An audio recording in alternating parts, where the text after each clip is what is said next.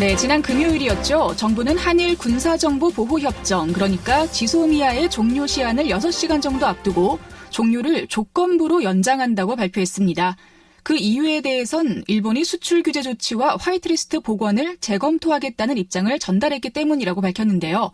이에 대해 지난 주말 내내 논란이 뜨거웠습니다. 지소미아 종료를 연기한 것에 대해 민간에서 일본 제품 불매운동을 이끌고 있는 시민사회단체에선 어떻게 생각할까요? 그리고 불매운동은 또 언제까지 지속을 하는 걸까요? 자세한 이야기 오늘 심층 인터뷰에서 들어봅니다. 아베규탄 춘천시민행동 김주무 공동대표와 전화로 연결합니다. 안녕하십니까? 예, 안녕하세요. 네, 먼저 정부의 지소미아 종료 조건부 연장에 대해서 어떻게 생각하시는지 들어볼게요. 예, 결론적으로 말해서 매우 부당한 결정이었습니다. 우선 당장 자유한국당의 황교안 대표가 지소미아를 계속 연장하라고 단식하는 거야. 이제 자유한국당의 당론 그런 식이라고 볼 수도 있습니다. 보수 정당으로서.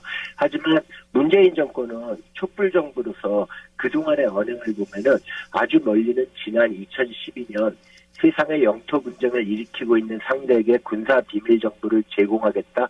그런 얼빠진 나라가 있겠습니까라는 발언을 그 당시 문재인 대통령이 2012년에 했던 발언이고요. 최근에는 청와대 고위 관료들이 대통령부터 우리는 다시는 일본에게 지지 않을 것입니다. 일본에게 쫄지 말자, 죽창을 들자. 지소미아 종료 번복한다면 당시 결정이 신중치 않았다는 이야기다.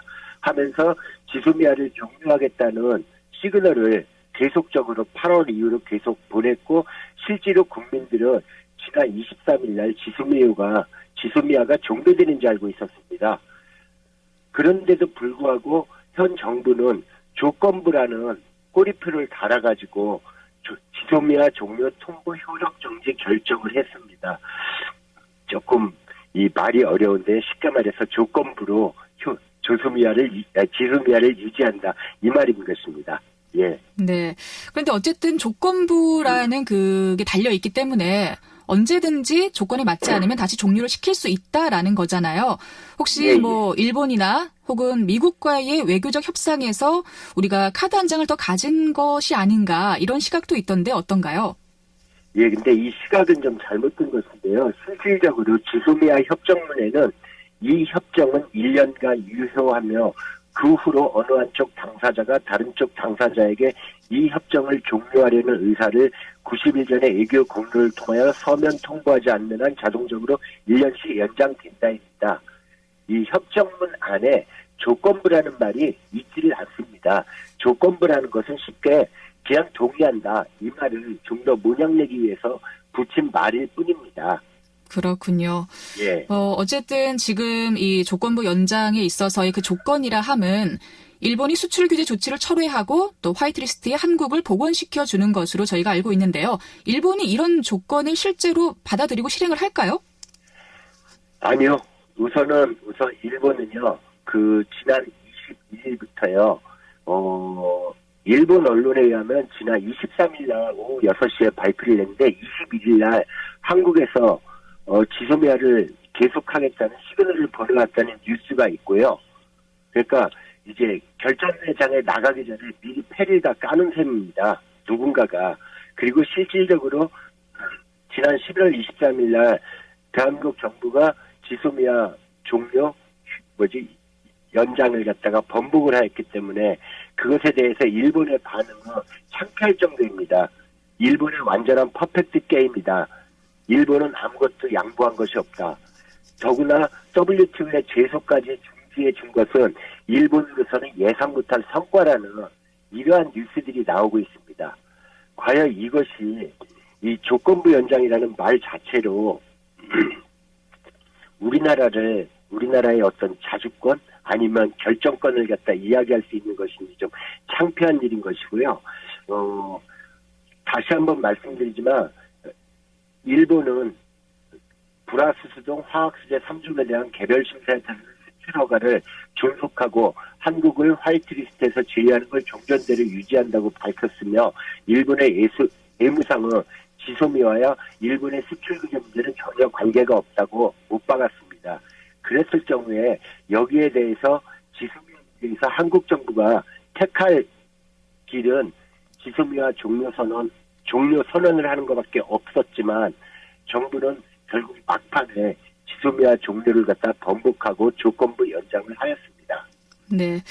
일단은 지소미아 연장과 관련해서 일본 언론의 분위기는 좀 축제 분위기였던 건 맞는 것 같습니다. 예, 예. 그런데 더 나아가서 우리가 이제 이번 문제의 시발점이 됐던 강제징용 피해자 배상 문제도 해결을 해야 할 텐데요. 정부에서는 그 한일 기업의 자발적 참여로 위자료를 지급하는 방안을 제시를 했고요. 또 문희상 국회의장은 1+1+ 알파라고 한일 양국 기업과 국민의 자발적 성금으로 기금을 조성해서 피해자에게 위자료를 지급하자라는 방안을 제시를 했는데요. 일본 정부나 또 강제징용 피해자들이 이 안에 대해서 좀 받아들일 수 있을까요? 아니요. 이것은 정확하게 일본 정부나 일본 기업이 내가 잘못했다라고 하며 배상을 해야 되는 문제인 것입니다. 그것이 내가 잘못했다라는 사과에 따른 배상이지 이것은 무엇에 대한 보상을 달래는 것이 아니었습니다. 그렇기 네. 때문에 일본 정부나 일본 기업의 책임을 회피하는 형태라고 하면은 이것은 좀 받아들이기가 어려운 것입니다. 그렇군요.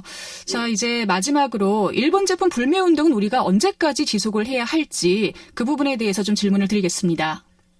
예, 아마 제가 지난번에 이제 그 아베 규탄 한창을 이렇게 말씀드렸는데 대한민국 국민들에게는 일제 식민지 시절을 겪으면서 반일 유전자가 흐르는 것 같았습니다. 그래서 그것이 이번에 아베 규탄 때 아주 폭발적으로 뛰어나왔고 그것이 국민들이 알아서 자발적으로 불매운동으로 이어졌는데요. 이것은 저는 지금 일상화되었다고 보여집니다. 이제 제 주변에서만 보더라도 얼마 전에 카센터에 가서 스노우 타이어를 달려고 하는데 그 카센터 사장님이 죄송합니다. 지금 스노우 타이어가 국산이다 동인하고 일제밖에 없는데 이거는 조금 달기 그러시겠죠? 먼저 좀 손님들한테 이런 식으로 일본 제품을 팔면서도 미리 눈치를 보는 네. 그리고 또 이제 단적으로 자동차 같은 경우 번호판이 바뀌면서 앞자리 세 자리 일본 차들을 보면 사람들이 이렇게 한번 이러고 쳐다보게 되는 맞습니다. 네. 예. 일본 불매에 대해서는 이미 우리가 좀 생활화되어 있는 것 같습니다. 자, 오늘 심층 인터뷰 여기서 끝인사를 드리도록 하죠. 고맙습니다. 예, 감사합니다.